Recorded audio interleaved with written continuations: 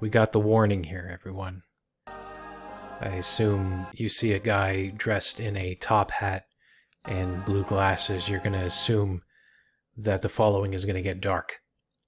But just in case, I'm gonna give you the warning. The following article, stories I'm going to be talking about, contain accounts of suicide and tragic death. I mean, I wouldn't have named the article that way if it wasn't for the fact that it's dark. It amazes me that this family even existed. When I first read the story of the Lemp family, I was floored. So to be able to write this article and now feature it in the research segment gives me joy. But sorry, not joy. It gives me pause. I think about what happened to this. I guess I am a fan of dark history, but for most folks, it should only go so far. And for these folks, it went way over the top. So if you haven't read the article, I'm gonna do parts of it here. But if you haven't read the article, head over to ghostwalks.com. And if you go to the main page, you just scroll down, you'll see the title, Lemp Mansion's Cursed Family of St. Louis. So I highlighted that. So the family themselves were actually quite rich. They owned a brewery, and here you can see an advertisement for it. A very famous brewery. It's a pride of St. Louis now, and St. Louis isn't a small city. It's actually quite large. I'll give you the population right now. Okay, that's deceiving.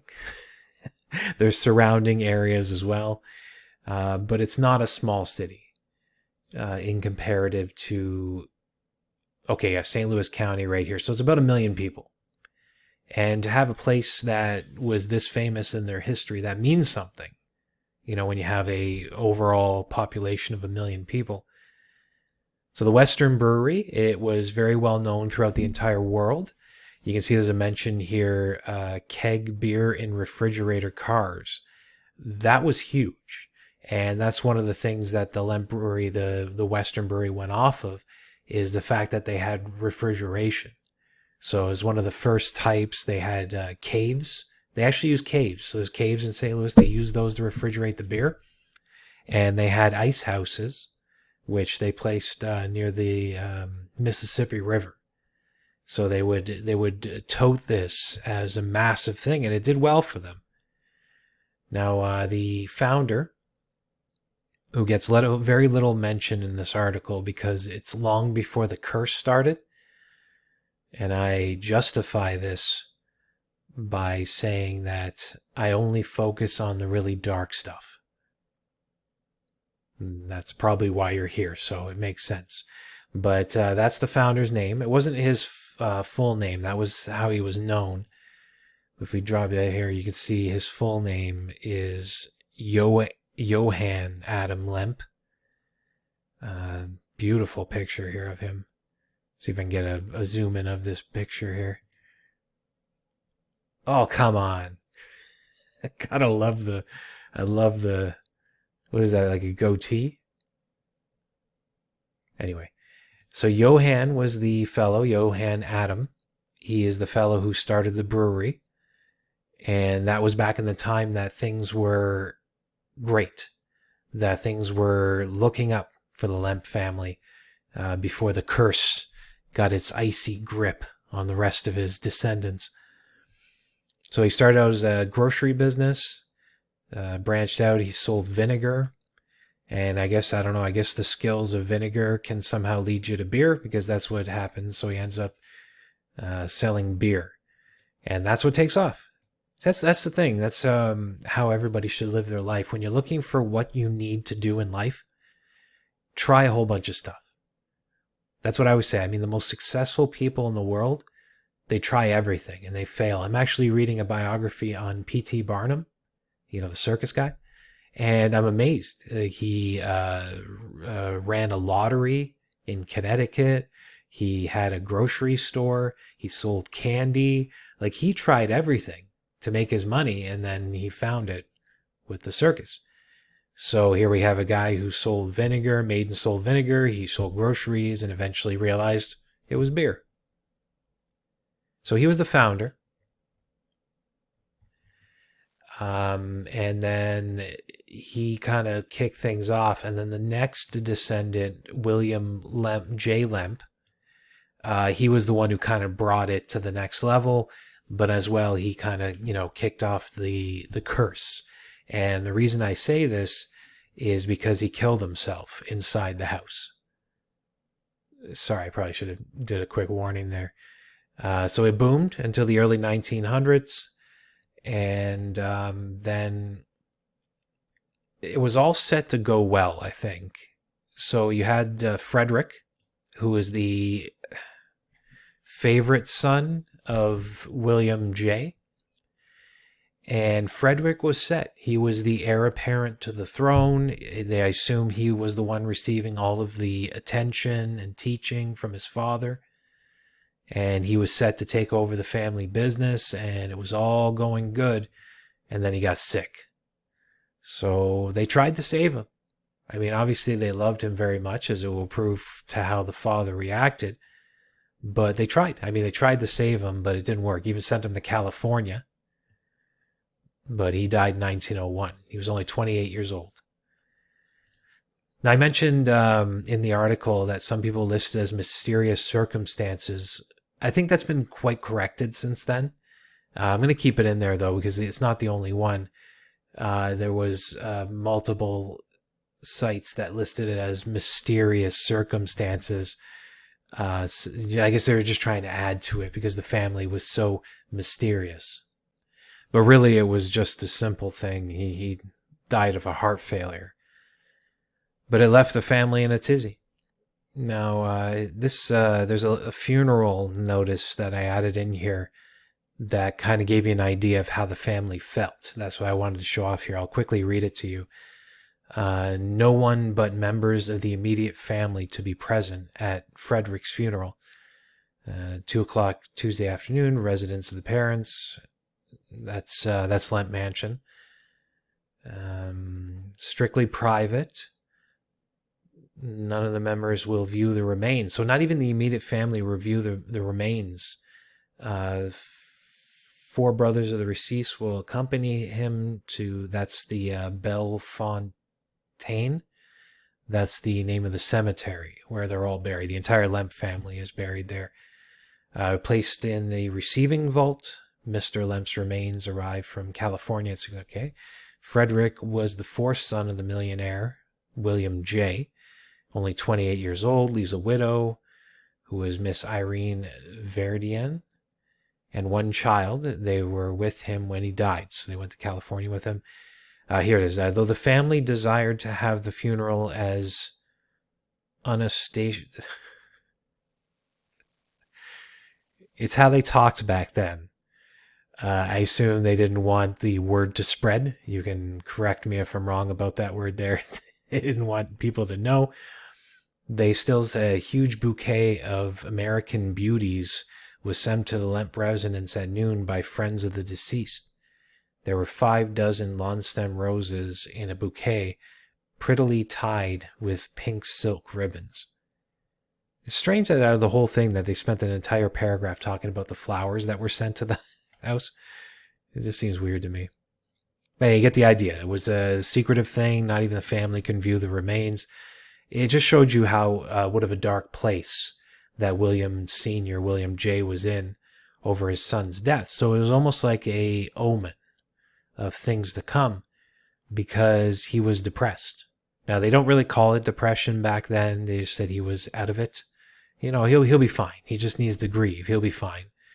But he wasn't. So Saturday, February 13th, 1904, 9:30 a.m., only 68 years old, he took a revolver and headed into the master bedroom. Now, of course, I went into detail here. I'm not going to do that. You can go read the article if you want. So the second part of the curse is saying that his wife Julia, she didn't kill herself, but she got cancer. And she only lasted a couple years after William took his own life. And she died in the same bedroom. So, I mean, you can consider that the curse. You can consider Frederick's death part of the curse. And then it's William Jr.'s turn. And this is where things just like took off. And absolutely, I mean, you can just see from the picture, like, look at his eyes. Look at his eyes. That's like, I mean, you don't even have to be psychic. You don't have to be empathetic to see the stress that this guy was feeling. Yeah, I find it quite, it just takes me back. Anyway, he pushed on after his parents' death, rubbed the family business. He was an alcoholic.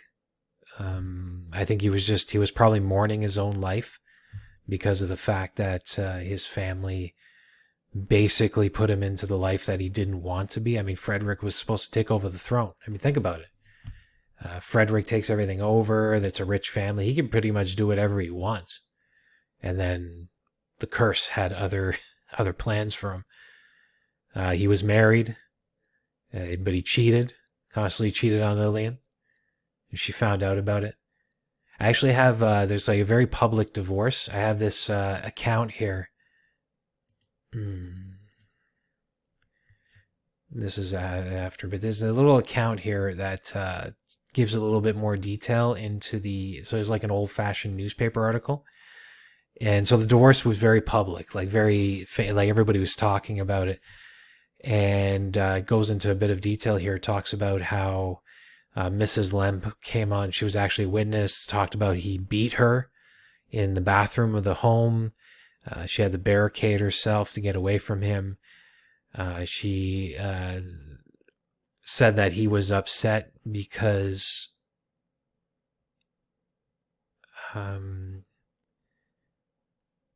so that I think it was over religion. So they were conflicting over whether their son should be religious or not.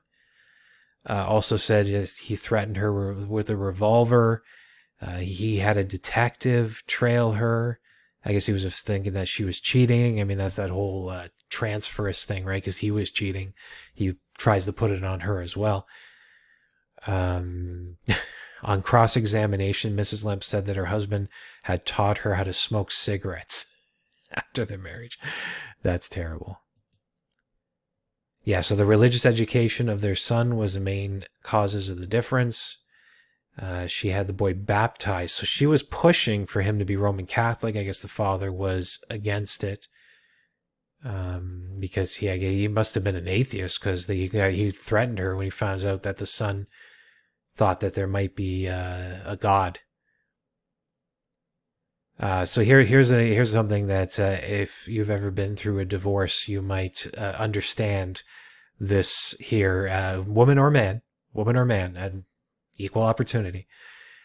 So a letter was introduced and evidence was found by Mr. Lemp among his wife. So he's going through her stuff, and it was addressed to my dear little pal. I don't know who that is. My dear little pal. Is it the son? Like, is she talking to the son? That's what it sounds like. And contained the sentence, get this, he is going hunting next week, and I wish to heaven he would never return. Oh, man. If that is the son that she's writing to, that is messed. That is messed up. I hope my dear little pal is somebody else that she's talking about. Anyway, media circus. So they said that it was a landmark settlement, but keep in mind that back then money was different. So they say that William Jr. was worth about $1.5 million, which sounds like a lot, but they said he was only receiving a salary of $50,000 a year. Back in the early 1900s, that's a lot of money, but I'm just saying he wasn't like the richest person who ever lived. He wasn't the Elon Musk or Bill Gates of that time. He was humble by those standards, but he was more humble after the settlement was done in the year 1913. And as well, she received sole custody of the son, William III. So Prohibition killed them. And this is something I talked about it on the podcast. and I talk about it here, is that I understand breweries becoming criminals. How do you know that? So back in Prohibition, you had a time where the government was basically saying to all purveyors of alcohol, including beer breweries, that you can no longer do business. I mean, that's the one of the downsides. I mean, like, oh yeah, we get rid of drunkenness, it's going to help the world, sure, whatever. But here are all these businesses who are basically told you can no longer, not even like there's no, not even like a, we'll give you a subsidy, let's find something else for you guys to do. No, you're done. You're done. And that was the end of it. So I was absolutely amazed by that. And so I understand when they say the breweries went on to be criminals. I get it. I totally get it. And I agree with them. So they would support the bootleggers like Al Capone. Here in Canada and where I'm from in Hamilton, Rocco Perry, who was the king of the bootleggers here in Southern Ontario. They supported them. We had Toronto, I want to say Gotham and Warts and Seagrams. They supported the bootleggers. That's how they survived. But I mean, you have a guy here leading, he's a drunk. He's depressed. He's down. He's ready to, end it all. He's not going to think of things like that. So it didn't work out. So the business fails. Now he sold the business for a song. So so at first his sister moves in. That's a little side story here of the curse. Like all the terrible things are happening. His sister moves in. He's probably thinking, oh, it's like my beloved sister's here. We're going to be okay. She had an on and off relationship with her husband. They call it a remarriage. And it just keeps going back and forth. And I guess it must be a gene or something in the water when they were growing up. But then she thinks that's the only way. She had a night of insomnia. One thing said that she was having stomach problems. And then that led her to take her life. Now, she didn't take her life inside Lemp Mansion. It was actually at her home. So here you can see the article showing Mrs. Tom Wright, that was Elsa, ends her life. And you can see shoots herself at her home. Suicide verdict at inquest after husband and maids testify. Her father also killed himself.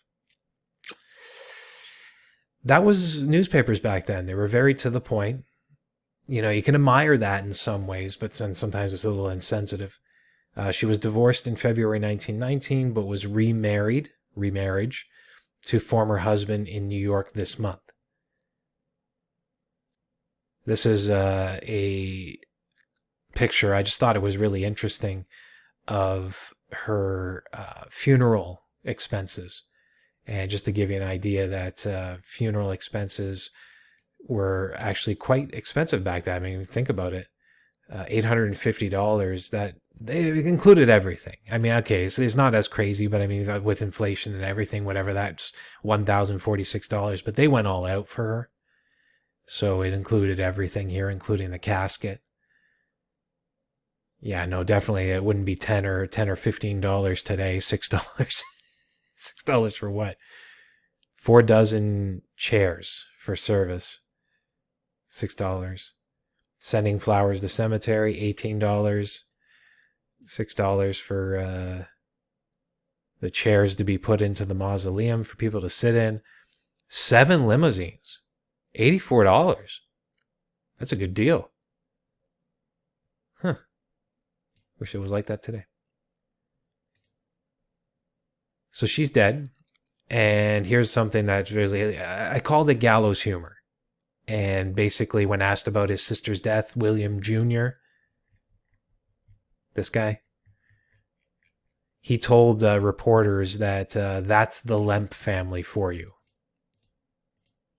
That's the Lemp family. That's gallows humor. I mean, somebody who has had everything kicking him in the face. That's gallows humor. So anyway, William Jr. ends his life 2 years after his sister. And I put this recap, and I think it's really important to understand his mindset when he did this. And if you can read it over. I'll read it to you very quickly. So his older brother dies. He was the heir to the business. Frederick was. He was the favorite son. He was Junior's ticket to an easy life.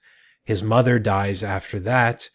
Sorry, I completely missed. I got to edit this. I completely missed his father. So his father commits suicide. His mother dies. After that, he gains a habit for booze. So he's an alcoholic. His marriage breaks down. I'm sure he's feeling guilt because he was really the one who caused it. His sister moves in, and then, everything's, looks like it might be turning around. And then she takes her own life. And then the family business is gone. Yeah, it was something I missed out. He sold the brewery for next to nothing because of the prohibition. And so the family business is gone. I mean, you can just expect it. You can just expect it. And he walked into his office, but inside the Lemp mansion, it was his office, and shot himself through the heart. Now, Charles Lemp is the last one I want to mention for this article. Is very interesting story of Charles Lemp. So he was the brother. So he's moving in, and I mean, right from the beginning, it's like, no, don't do this. His older brother, Edwin, tries to stop him. Says, don't do it, don't move in, let's just sell the house and be done with it. It's not healthy for you to be in there, because he knew his brother was. He knew his brother's mindset, knew that he would have trouble with that. And it was true. His final member of the family to live there, unmarried bachelor, moved in with his German shepherd, Serva. Just the two of them with a couple of servants inside the house. He was a recluse, but here's the interesting part, because when I read it, I was thinking, okay, here's an introvert. He wants to be left alone, kind of a crazy person, eccentric. But he rarely entertained, but one of the people he entertained is this fellow right here. Can you believe it? Like when I read this, I was like, bang, like I was mind blown. Vincent Price, a famous actor, horror actor, did a lot of the Edgar Allan Poe movies of the day. He was a friend of Charles Lemp. He stayed inside the Lemp mansion. So he, entertained. If you don't know Vincent Price, he did the monologue in the Thriller, Michael Jackson's Thriller. And there's a video on the web, so you can go view that for yourself. He was on a show with Joan Rivers. I don't know if it was The Tonight Show or her own. But he did the monologue, which was really creepy. He did the laugh, his famous laugh at the end. So it said that, they would go to the art galleries together in St. Louis. And they said one of the eccentricities of Charles was that he would awake the entire house at 5 a.m. So he would wake himself up, but then everybody else had to be awake. So he'd go banging on the doors in the hallway until everybody woke up. And then Vincent Price was one of those. Hey kids, that's how you show how you're old. You say hey kids in an article. So the weird thing that Charles did was he wrote a letter to a funeral home, a local funeral home, and stated how he wanted his body handled after his death. So this letter told everything, and I can see how worried people must have been about it, but then nothing happened. I mean, if 1, 2, 3, 4, 5, 6, 7, 8 years pass and nothing happens. And it isn't until after 8 years that it occurred. So the letter is sent in 1941, and then May 10th, 1949, the servant, Alfred Bittner, he returned to clear the breakfast, and that's when he found Charles. So Charles had taken a gun and shot himself in the head in the bedroom, his bedroom. And sadly as well, he also killed his dog. Now, it's a terrible demon person. And I would agree with you. You shouldn't do that. That's terrible. But the reason he did it, he said that he didn't want the dog to be alone after he was gone. That was the thought. Now, the interesting thing is that he left a note, and it was found on the floor beside him. And this is the only Lemp family member who left a note. And it simply said, "In case I am found dead, blame it on no one but me." That's it. Straight and to the point. Last thing I mentioned is that it was the final son of William Jr. who ended the curse. This shows you that the family actually believed in the curse, because if there was any doubt at all, he made it known upon his death in his will that all the heirlooms, antiques, and precious artworks inside the mansion are to be destroyed.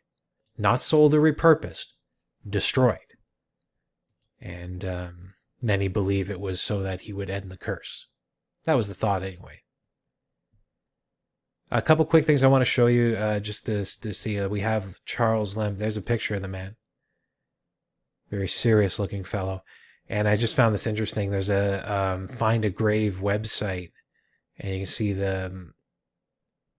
Okay, so he was buried at a different spot than the rest of his family. But yeah, you can leave little things. Somebody actually left a little message for him. Said, I visited the mansion last year. I was in your room. Actually, like you're talking to Charles. I could feel your presence. And what an incredible phenomenon that was. I hope you and Serva are doing well within the halls of your home. Rest in heavenly peace. It's really nice. AJC. Really nice. There's the, this is the Lemp family burial site, as I meant, Bellefontaine Cemetery. That's where Frederick was buried. I mentioned that already. And right here. So I wanted to quickly go over this website here. I'll give them a plug. Legends of America and the Haunted Lemp Mansion of St. Louis. They actually listed some of the hauntings in there, and I want to just read them over for you, and then we'll call it a day. So since the restaurant opened, 7 staff members have reported strange experiences. I'm actually going to write an article about one of them. Waitress came across a man sitting in the restaurant early one morning. I'll write that article, put it up on the website, ghostwalks.com. So apparitions appear and then quickly vanish. Voices and sounds come from nowhere. Glasses often lift off the bar and fly through the air by themselves. Okay, that's... to say that on the side, that's pretty over the top. So, yeah, that should have its own paragraph, I think. Doors said to lock and unlock themselves. This is normal stuff. I always call it the usual hauntings, like the usual suspects. They, when lights flicker, doors open, footsteps are heard. That's every haunted place. And I find like when people use that, I mean, you can use it if that's the case, but I would sooner prefer more specific stories be told to me. So when I see that, I kind of am taken back a little bit. That's just me. I think it is. Maybe you guys feel the same way. Said to be haunted by several members of the family. Areas of the old mansion that have most activity: the stairway, the attic, and the area that the staff refers to as the gates of hell in the basement. Is the area of the basement that used to be the entrance to the caves. Oh, very cool. All right, that makes sense. Gates to hell. Although I think technically it would have been cold because they used it for refrigeration. So gates to Snowball's chance. And I don't know. Sorry, that was terrible. Just cut that part. I'm going to cut that part out. Attic is said to be haunted by William Jr.'s illegitimate son, referred only to as a monkey-faced boy. I have heard these stories before, and it's very insensitive. Very insensitive. But, I mean, that's just how it was back then. We have a ghost story in Mississauga, states of a son, I believe, that was handicapped, was locked in the basement. And, but I don't put any validity into them because I think they're a little bit over the top. So they'll see the boy there. Ghost investigators have left toys, and toys found in another. So toys are moved. Woman's bathroom was once the William Jr.'s personal domain, held freestanding shower. Oh, that's cool. So they had the first freestanding shower in all of St. Louis. I guess that's what I'm looking at in the picture right here. A woman emerged from the bathroom returning to the bar and stated that 2 men she was there with, I hope you got an eyeful. However, the 2 men quickly denied they had ever left the bar. Okay, so the ghost is said to be William Jr. because he was a womanizer. That's true. So I guess she must have been in there and the door opened or something. She heard a noise and thought somebody was staring at her. William Sr.'s room, guests have often reported hear someone running up the stairs, kicking at the door. So this is probably when William ended it.